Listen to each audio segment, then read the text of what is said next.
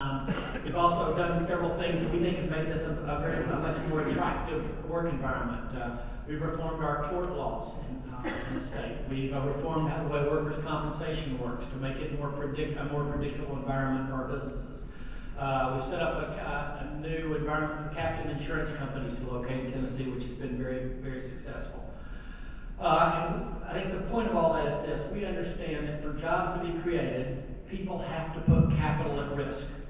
People come to me all the time and go, well, what do you think's happened to the economy recently? What's happened in the last several months? It felt like we were kind of trending the right way, and then it's kind of flattened out. And I said, I think it's really simple. People invest capital into a market that they have confidence in.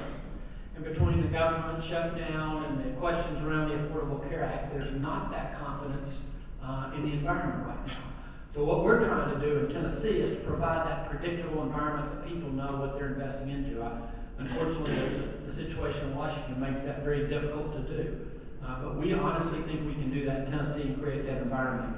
One of the ways you do that is to create an environment with low taxes. Businesses do look at the taxes they pay. It's just a fact of life.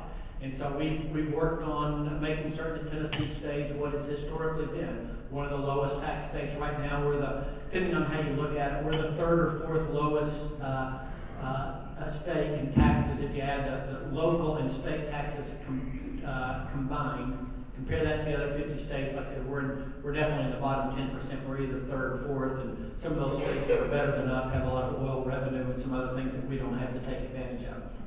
But we've worked with the General Assembly to cut about $160 million a year in taxes. We're eliminating an inheritance tax in Tennessee.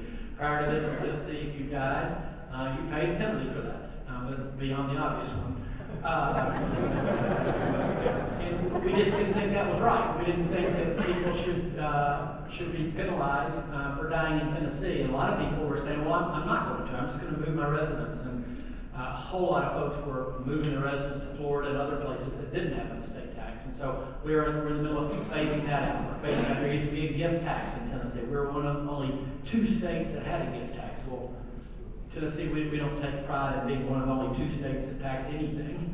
And so we did away with that. We also lowered the sales tax on food. It's the one tax that all Tennesseans pay, because we think that the environment that you live in there regarding taxes matters when people choose where they're going to live or where they're going to build a business.